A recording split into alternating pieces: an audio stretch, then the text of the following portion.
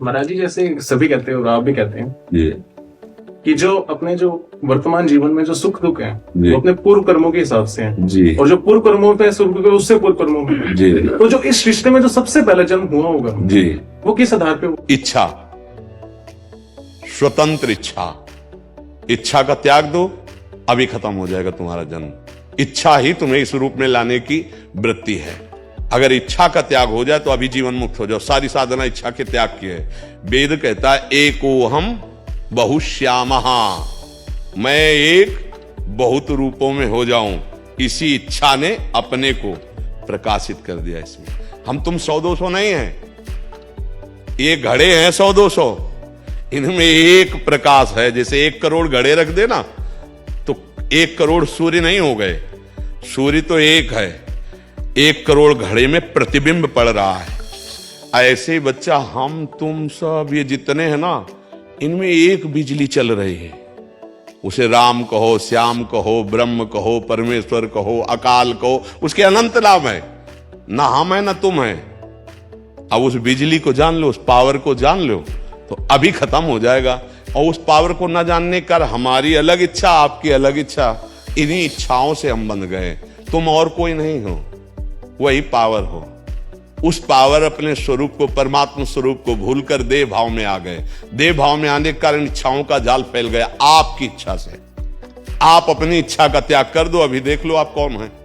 इच्छा नहीं होनी चाहिए, न सोचती न कांक्षती तो ब्रह्म भूता प्रसन्नात्मा। इसी बात की साधना की जाती बच्चा, इच्छा त्याग की। अब जब तक इच्छा त्यागोगे नहीं तो प्रश्न बनता रहेगा क्यों क्यों क्यों चलता रहेगा। नाम जब करते हुए कोई इच्छा ना उमंगने पाए तो आप जान जाओगे आप कौन है। आप ये ढांचा नहीं है, इसी ढांचे में सारे सुख दुख हैं। आप में कभी न सुख था न दुख था, आप परमानंद स्वरूप हैं।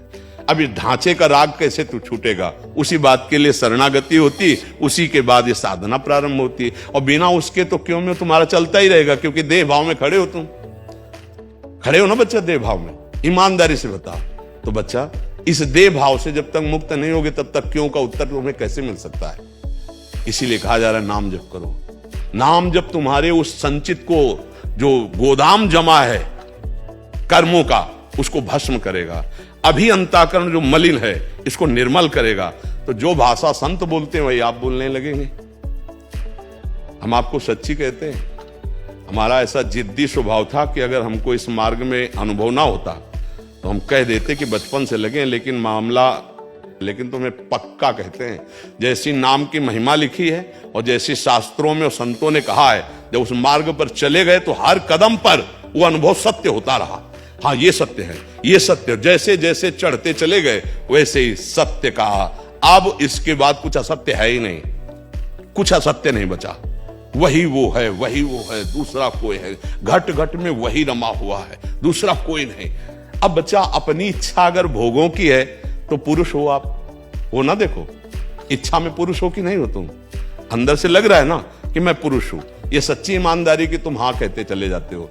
अगर यही शरीर की इच्छा खत्म हो जाए तुम्हारी कि मैं पुरुष स्त्री नहीं हूं, मैं आत्मस्वरूप हूं, अब आपकी मांग क्या है? क्योंकि भूख इसकी मांग है, प्यास इसकी मांग है, नींद इसकी मांग है, जनेन्द्री के भोग की इसकी मांग है, नेत्रेंद्री, कर्णेंद्री, जितनी भी इंद्रियां सब ये माया का विलास। आप उसके दृष्टा, आपको क्या अनुभूत है? आपको कौन सा दुख छू रहा है, कौन सा सुख? अब बिना ज्ञान के बच्चा तो हमारी पशुवत बुद्धि बनी रहेगी और दुख की परंपरा चलती रहेगी। ये दुख ऐसा समझो बच्चा जैसे स्वप्न में हम सो रहे हैं, हमने देखा कि हमें कोई पकड़ लिया और चाकू से मार रहा है। अब आप कैसे बचा सकते हो? उसके आसपास अंगरक्षक खड़े कर दो, सब राइफल लिए खड़े, बचाया जा सकता है? नहीं। अगर उसको दुख से बचाना है तो एक उपाय, उसको जगा दो।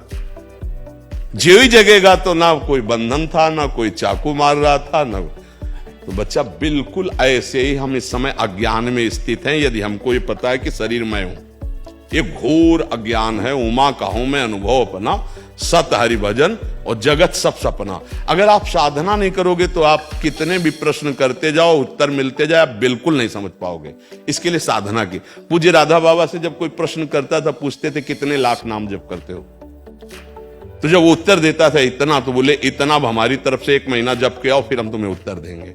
क्योंकि जब तक आपके अंदर पात्रता नहीं होगी तो आप समझ नहीं पाओगे। इसलिए बच्चा तुम ही वो हो जिसकी खोज करनी है, दूसरा कोई नहीं।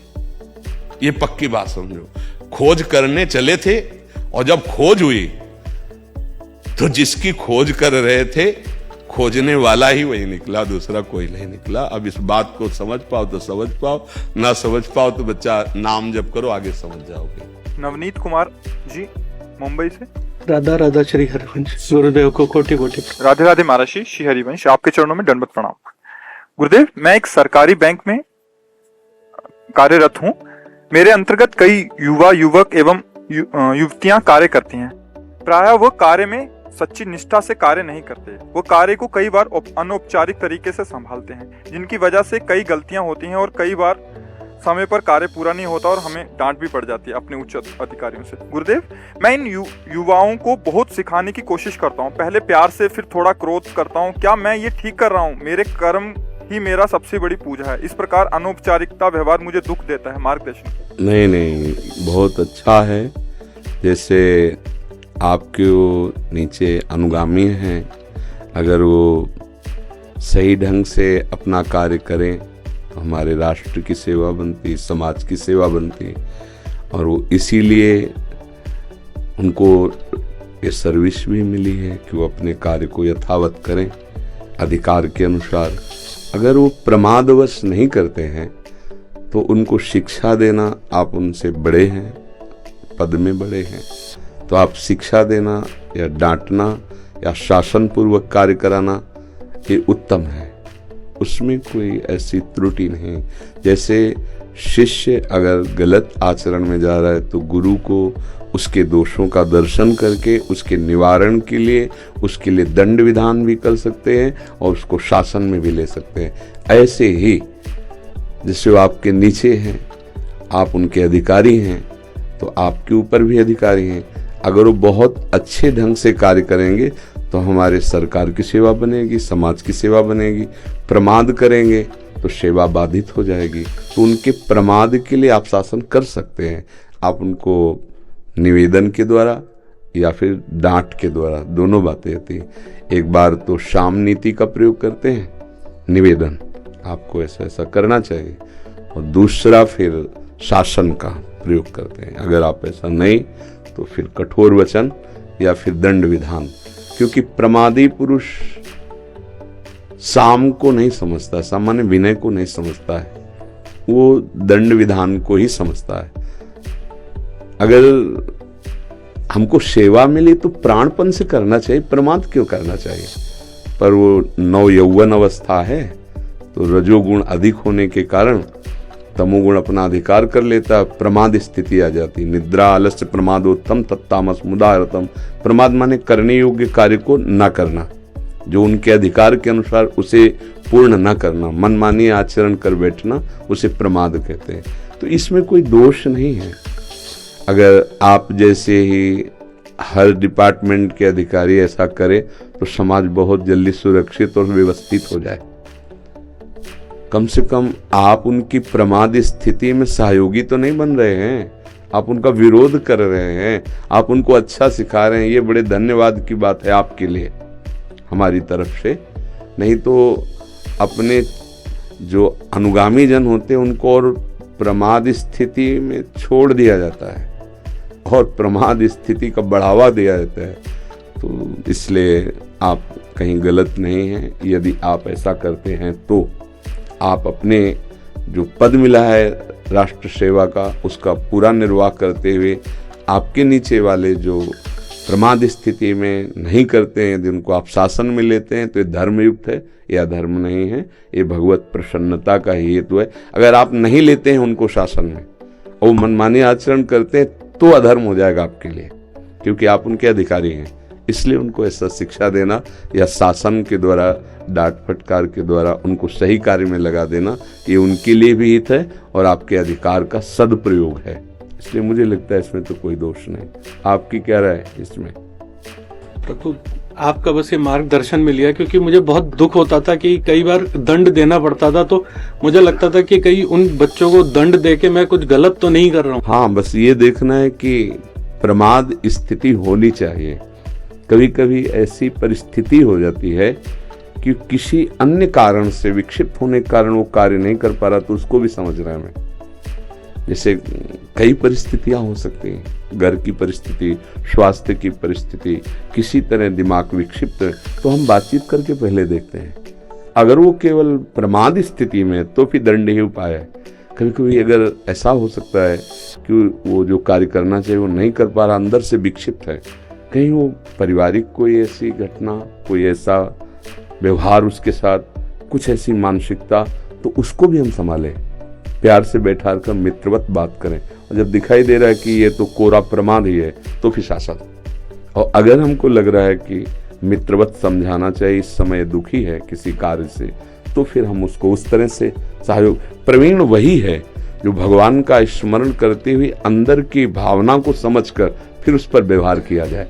कभी कभी ऐसा होता है, अंदर से कोई बहुत विक्षिप्त होता है, बाहर का कोई विषय, और वो अपने कार्य को ठीक से नहीं कर पा रहा है, और उसे ऊपर से दंड दे दिया जाए, तो बड़ा अहित हो जाएगा, वो बिल्कुल निराश हो जाएगा। तो ये सूक्ष्म बात अंदर से देखते हुए फिर प्रमाद की दवा ही शासन है।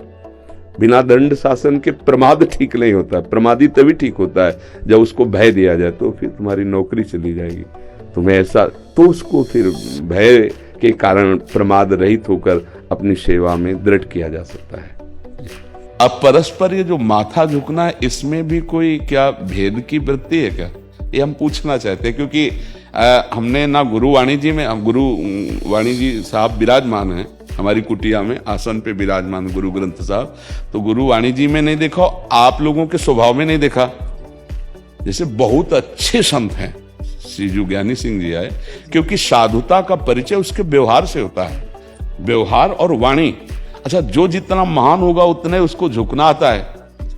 आप बस समझना, ये ना झुकना कोई महानता का लक्षण नहीं, महानता का लक्षण यही होता है कि जरा सा भगवत स्वरूप देखा, और वो हमारे पिता के समान है, और वो ऐसे झुक रहे हैं, तो ये उनकी महानता है, ना कि हमारी महानता है, ये उनकी महानता है। तो जब हमको इन्होंने बताया कि कुछ ऐसा, क्योंकि इनके पास इनसे सब मिलते रहते ना, तो उसमें क्या होता है, विरोध क्यों होता है, ये हम आपसे जानना चाहते हैं, क्योंकि हमें उस विषय का पता नहीं। जिनकी नकारात्मक सोच है ना, जो साधु संतों से विरोध करते हैं ना, वो चाहते हैं कि भाई किसी के पास कोई ना जाए। जबकि ज्ञानी शेर सिंह जो आपके पास आए थे ना, वो आपकी बंदगी के करके आपकी तरफ वो नतमस्तक हुए थे जी। तो कईयों ने उनका विरोध किया कि भाई आप तुमने दुमाला सजाया और लिखे तो महाराज के चरणों में बैठे। जबकि ज्ञानी शेर सिंह जी की अपनी उनकी सोच है कि भाई आपकी बंदगी है, तो आपकी बंदगी को उन्होंने नमस्कार किया, दंडोत किया था। जी जी। नहीं, हमें बड़ा ये अंदर से दुख हुआ कि ऐसे संतों का विरोध अगर हमारे कारण हो, मतलब किसी को, फिर तो हमें लगा हम क्या उपाय कर सकते हैं, कैसे कर।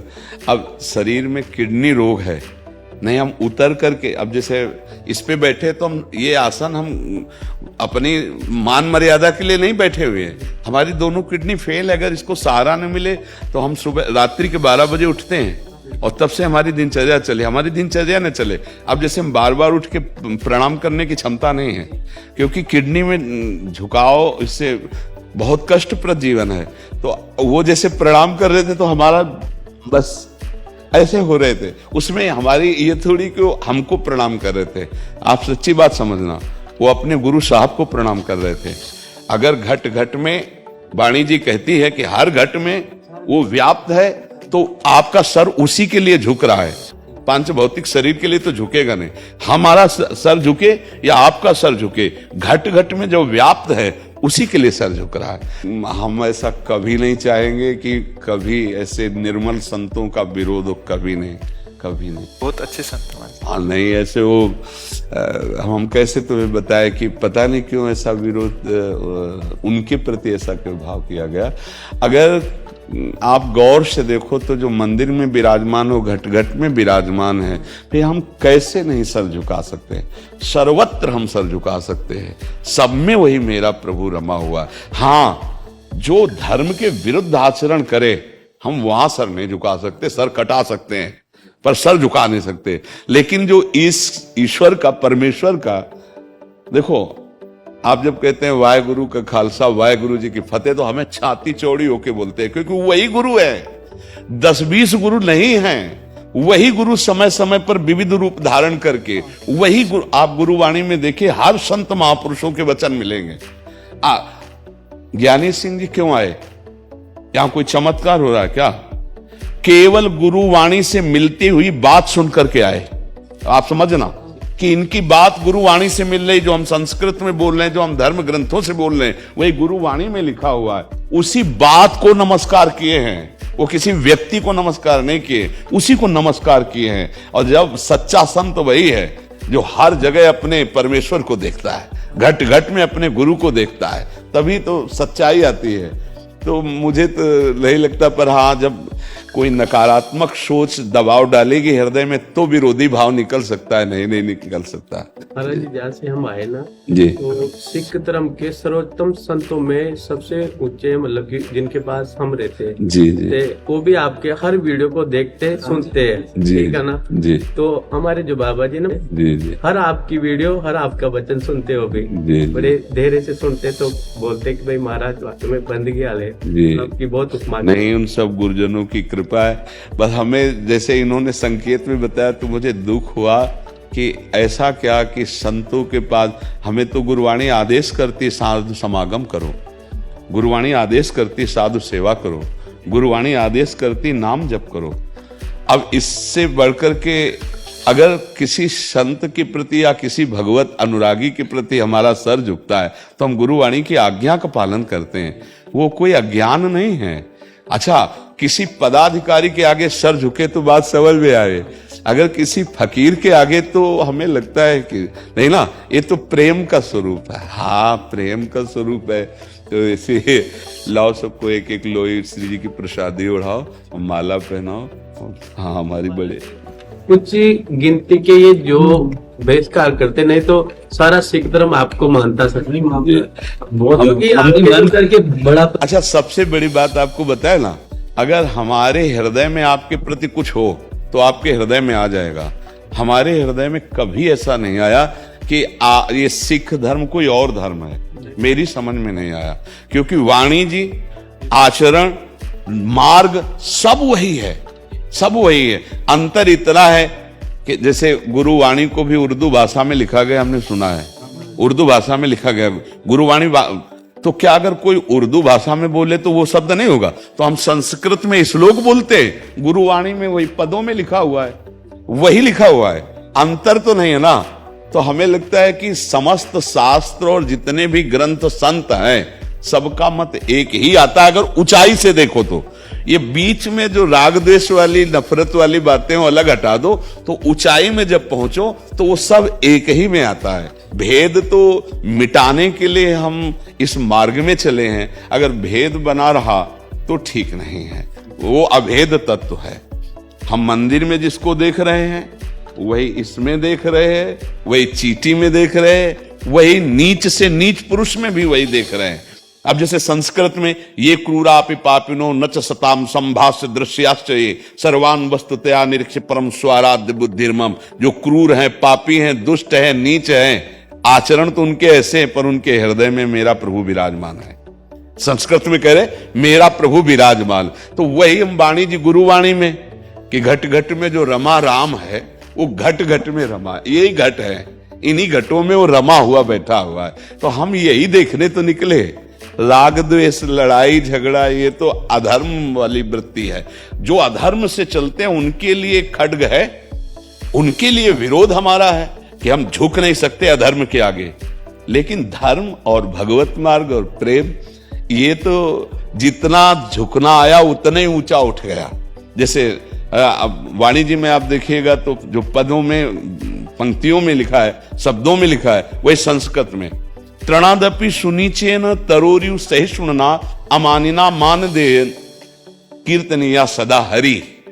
बोले जो अपने को तृण से भी नीच समझता है और वृक्ष से भी अधिक सहनशील है, दूसरों को मान देता है, खुद मान नहीं चाहता, वही हरि भजन में आगे बढ़ जाता है, वही हरि भजन को प्राप्त होता है। तो हमें तो यही दिखाई दिया सब संतों में, सब महापुरुषों में, और हमें जितने अभी तक आपके परिकर के आए सिखजन, मुझे अपने भाई ही नजर आए, ऐसा ही प्यार मिला जो आके प्यार दे। एक परिकर में आए थे, बोले हम तो मनाया कि आपकी आयु ठीक बढ़े और आपका रोग, और बोले हम प्रसादी वस्त्र लाए। बोलो ये प्यार का अपनापन नहीं है, ये अपनापन। बोले वहां से प्रसादी ला रहे हैं, वो जो स्वर्ण वहां से प्रसादी। तो हमें तो पर हम ये जरूर पूछेंगे कि विरोध किस बात का होता है? अगर देखो ये हमारा मस्तक बिका हुआ मस्तक है, अगर हम गुरु साहब या भगवत भाव रखते हैं तो सब में वही विराजमान है, ये बात हमें सिद्ध करनी है। अखंड मंडलाकारम, संस्कृत, अखंड मंडलाकारम व्याप्तमेन चराचरम तत्पदम दर्शितमेन तस्मै श्री गुरुवे नमः। अखंड मंडल में, चर अचर में, जड़ चैतन्य में मेरे गुरुदेव विराजमान हैं, जिन्हें परमेश्वर कहते हैं। जब वही सर्वत्र है तो फिर हमारे अंदर की नकारात्मक सोच नष्ट हो जानी चाहिए। नकारात्मक सोच, अगर साधु महात्माओं में भी एक दूसरे के प्रति नकारात्मक, तो मुझे समझ में नहीं आता कि फिर साधना में कुछ गड़बड़ी हो रही या अपने इष्ट को हम समझ नहीं पा रहे। क्या अपने गुरु साहब इष्ट देव एक सीमा में है? एक देखना पड़ेगा, क्या वो असीम नहीं है? असीम होता है परमेश्वर, वो एक सीमा में नहीं होता। सीमा में समझने के लिए कहा गया है, बकाया वो असीम है। चाहे गुरु नानक साहब के वचन पढ़ लीजिए आप, चाहे जितने बड़े महापुरुषों के पढ़ लीजिए, वो एक भी बात कहते हैं कि नाम निरंतर चले, साधु संग, साधु सेवा हो, और सब में अपने प्रभु का दर्शन करे। ये हमने बातें पाई गुरुवाणी जी से। चाहे जहां जाओ, तुम मंदिर कभी जाओ ना जाओ, पूजा कभी करो ना करो, नाम चल रहा है, संत समागम, संत सेवा हो रही, और सब में उसी को रमा हुआ देखो तो अपने आप मुक्त हो जाओगे, अपने आप परमेश्वर को प्राप्त हो जाओगे, अपने आप फतेह हो जाएगी माया से, काम क्रोध लोभ मोह मद मत्सर से। महाराज जी, अभी 3 महीने लगातार ऊपर जो सवेरे अमृत वेले हुक्मनामा साहब आता ना ग्रंथ साहब, जी जी, राधा रानी का तो वृंदावन का ही आता है। जी जी, मेरे जो हुक्मनामा गुरु ग्रंथ साहब का जब प्रकाश करते न खोलते ना जी, तो बसंत राग में, मतलब कि 3 महीने कंटिन्यू वहाँ का हुक्मनामा। बसंत रुत चल रही है ना, जी जी, राधा रानी दिन से आरंभ हुई। जी, 10वें पातशाह जी की बाणी है गुरु गोविंद सिंह जी की, जी, उसके अंदर उन्होंने भागवत का भी उसके अंदर जो उन्होंने महाराज ने लिखा, जी, तो जैसे कि आपको श्लोक भी दिया था ज्ञानी जी ने, उसी में कहा जी जी, हाँ दिया था। 3 हाँ, ना रास इतना सुंदर प्रियाजू का, श्री जी का जो उसमें बसंत से मतलब कि लोहड़ी से हाँ। ते होली तक ये 3 महीने कंटिन्यू, बस बाहर का नहीं कोई हुक्म रास आता मंडल सवेरे। का आता, सही बात है। जी, तो मैं तो रास मंडल का ही पद लेते हैं। जी जी जी जी, धन्यवाद। ये आप ना करते। ये आपसे प्यार है, हमारा आपसे प्यार है बस। जी जी, नहीं अब जैसे भी आपके सेवक है, कहीं ऐसा नहीं सोच लिया कभी ऐसा कि हाँ नहीं, बिल्कुल हम, आप हमारे हृदय है। हम भी अरदास कराते रोज महाराज से आपकी जी, सेहत जी। कामना। जी, हमारा भी साष्टांग दंडोत कर देला। हाँ, दंडोत कर देला। प्रभु जी आपके मन को ठेस लगी, हम माफी नहीं हमें ठेस का विषय नहीं, उस महापुरुष को अगर तनिक ही दुख हुआ तो इस बात का हमें दुख कि वो बहुत सुलझे हुए महापुरुष, ये पानी से बहुत सुलझे हुए, ऐसे सरल, सहज, विनम्र और ऐसी स्थिति ये बहुत दुर्लभ होती है ना। ज्ञान को बोल लेना, ज्ञान की बातें कर लेना वो तो सरल है, लेकिन स्थिति, उनको जब देखा ना तो उनमें स्थिति थी।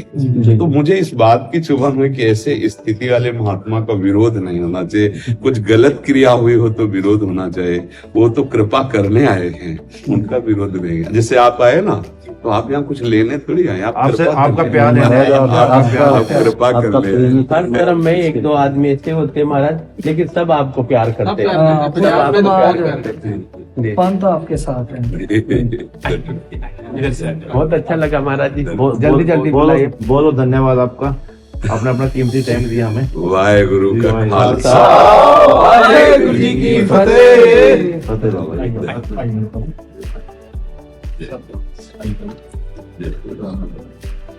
बोले सोनिया श्री अकाल। निधि यादव जी। राधा वल्लभ श्री हरिवंश पैगल। राधा वल्लभ श्री हरिवंश महाराज जी। महाराज जी, अक्सर सुनने को मिलता है कि भगवान को मानने वाले लोगों को अंधविश्वासी कहा जाता है। महाराज जी, ऐसा तो बढ़िया कहने तो क्या फर्क पड़ता है भाई। जो भगवान के मार्ग में चलते हैं उनको संसारी लोग पागल कहते हैं। देखो, सुंदर भोगों को छोड़कर सब ऐसे, और जो भोगों में लगे हुए हैं उन्हें भक्त जल पागल कहते हैं। वे कहते हैं कि कबाड़ बटोर रहे हो, मरने के बाद तुम्हारे हाथ में कुछ नहीं लगने वाला, पूरा जीवन जो भोग रहे हो कुछ नहीं है, पागल हो तुम। अगर भगवान का नाम जप नहीं करते हो, भगवान की भक्ति नहीं करते हो, तो जिन हरि भगत हृदय नहीं आनी, जीवित सौ समान ते प्राणी, कुछ तुम्हारे हाथ तो रहेगा नहीं, पागल तो है ही हो, कबाड़ बटोर रहे हो। अच्छा, वो कबाड़ को सही मानने वाले वो भक्तों को पागल कहते हैं कि बेमतलब में रात दिन कष्ट सहते, माला चलाते, और यार देखो दुल्हन है, लड़का बच्चा है, मौज मस्ती से, वो उनको पागल कहते हैं। और वो उनको पागल कहते तो वो अपनी जगह ठीक है, तुम अपनी जगह ठीक हो। अंधविश्वास किस बात का अंधविश्वास? बेटा है तो बाप तो होगा ही, बेटा है तो बाप तो होगा ही। अब इसका परिचय तो माँ ही जानती है कि बाप कौन है, दूसरा तो नहीं बता सकता ना। तो ऐसे ही इसका परिचय तो सदगुरु बता सकते हैं कि प्रकृति है तो परमात्मा है, प्रकृति है तो परमात्मा है।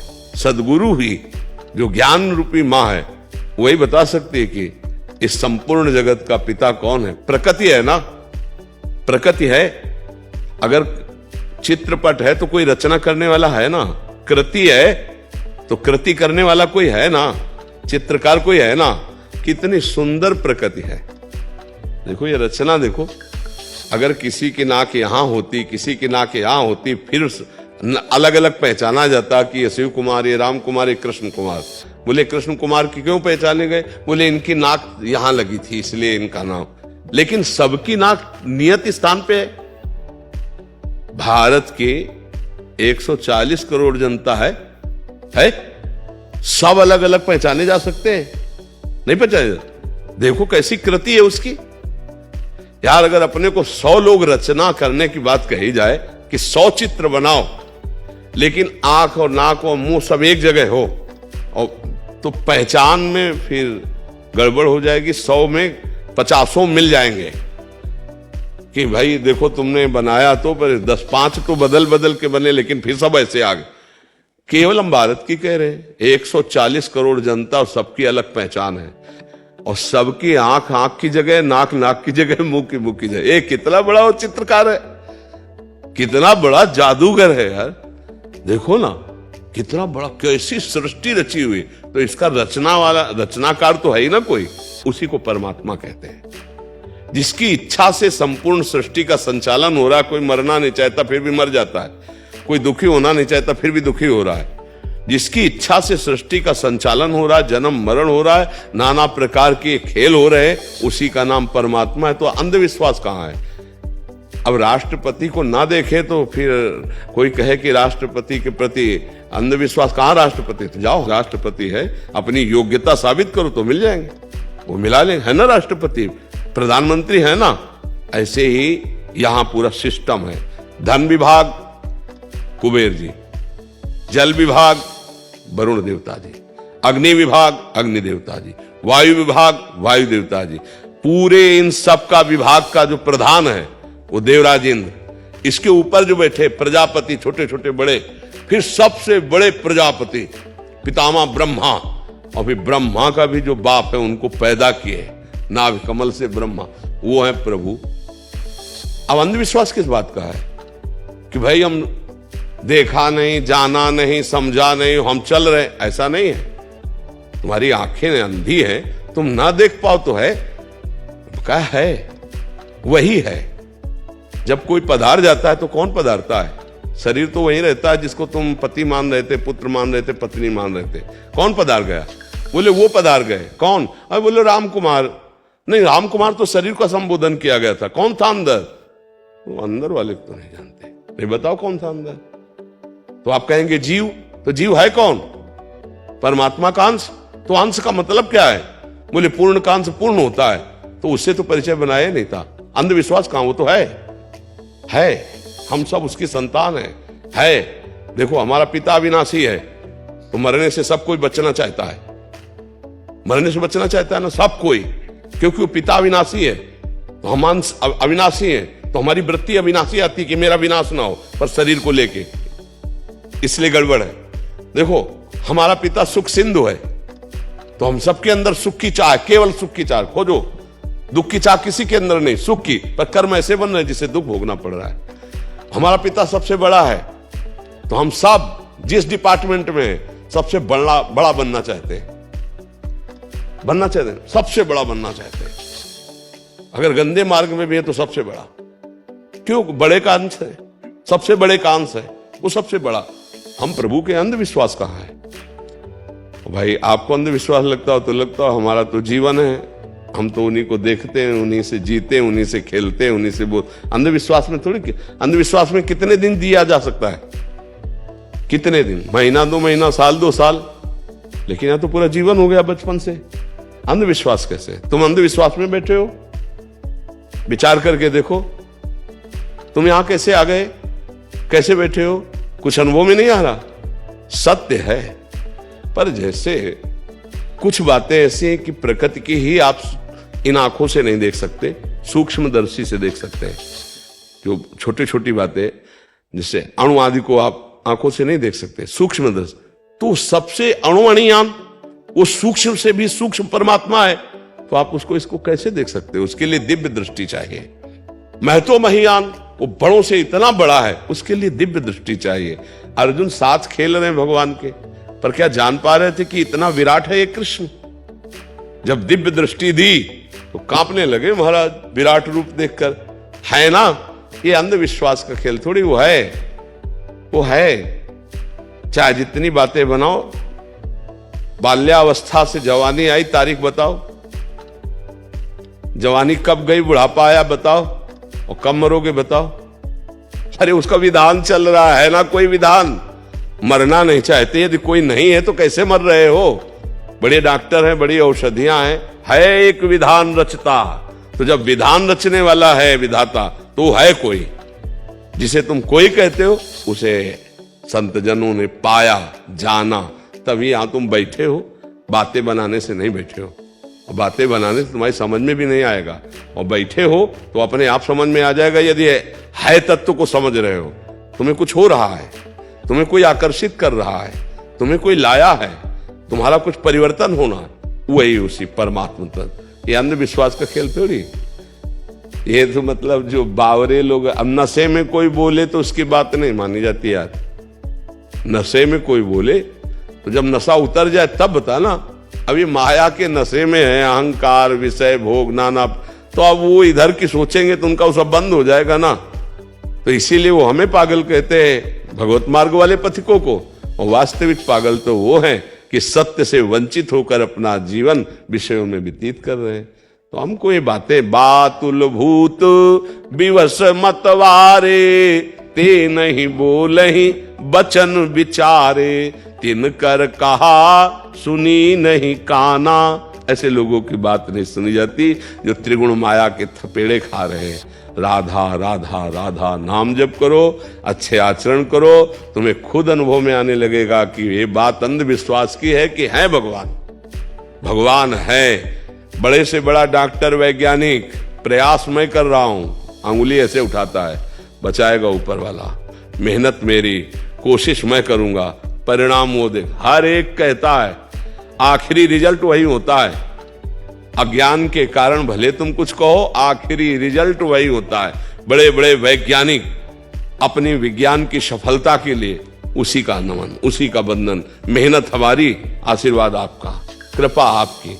ये केवल बीच के, ना ऊपर में ज्ञान युक्त है और ना अज्ञानी है, ये बीच वालों से बचना चाहिए। जो अज्ञानी है वो तो अज्ञानी है ही, और जो ज्ञानी है वो ज्ञानी है। ये बीच की खिचड़ी जो ना ज्ञानी है ना ज्ञानी है, ये लोग अंधविश्वास है। इन लोगों से बचना चाहिए। यही लोग ऐसी बातें करते। अज्ञानी तो बेचारा जब उसको ज्ञान होगा तब रो के कह देगा भगवान हमारी रक्षा करो। और ज्ञानी तो जानता ही सत्य भगवान। ये बीच वाले खिचड़ी जो है, जो अधकचरे हैं, इन अधकचरों के संग से बचना चाहिए। किसका प्रश्न था? हाँ, नाम जप करो। देखो यहां कुछ ऐसा तो है नहीं कि तुम्हें भुलावे में डाल करके तुम्हारी जेब खाली करवा ली गई, कुछ लिया गया, किसी प्रलोभन से बात कर रहे हो, नहीं।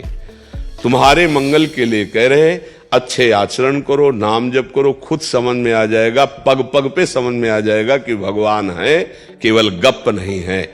ये अंधविश्वास नहीं है। ये जितने संत महात्मा जो सच्चाई से चल रहे हैं, ये ऐसे अंधविश्वास में नहीं जी रहे हैं। ये अंधविश्वास नहीं है। अंधविश्वास तो तब माना जाए कि हम तुम्हें जंतुर दे रहे हैं, जाओ तुम्हारा रोग ठीक हो जाएगा, अब यहां बोल सकते हो कि अंधविश्वास। हम कह रहे नाम जप करो, भगवान को अधीन कर लोगे, नाम जप करो, सर्व विजय प्राप्त कर लोगे। खुली बात है, भगवान है, पक्का है, उनके सिवा सत्ता नहीं है। आप कहीं भी पैर रखो, पृथ्वी में ही रखोगे। आप जीवित हो तो भगवान से, बोल रहे हो तो भगवान से, आप श्वास ले रहे हो तो भगवान से। आप समझ नहीं पा रहे हैं। कोई है। अच्छा, गर्भ में किसने व्यवस्था की थी?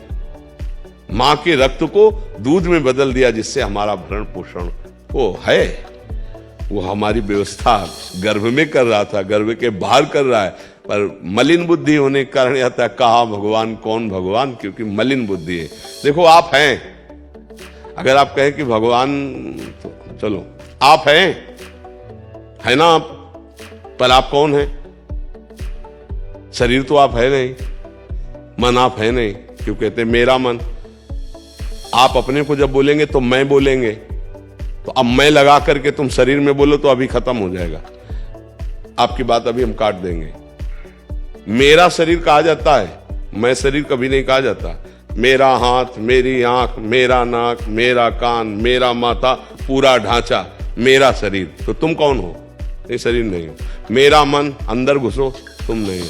मेरा स्वभाव, तीनों शरीर तुम नहीं हो। तो तुम हो कौन? अपने को तो जान नहीं पाए, भगवान को कैसे तुम जान पाओगे? इसलिए मान लो तो जान जाओगे। अपने को बिना जाने प्यार कर रहे हो ना, ऐसे मान लो। भगवान की जो चर्चा, भगवान के जो नाम, भगवान के सिद्धांत मान लो, उनको जान जाओगे और जीवन मुक्त हो जाओगे। ना मानोगे तो ये माया मार थप्पड़ तुम्हें पुनरपि जननम पुनरपि मरणम पुनरपि जननी जठरे शयनम, ये करवाती रहेगी बार बार। तो मान लो तो कल्याण हो जाएगा, जान जाओगे। ज्ञान में जान के माना जाता है, भक्ति में मान के जाना जाता है।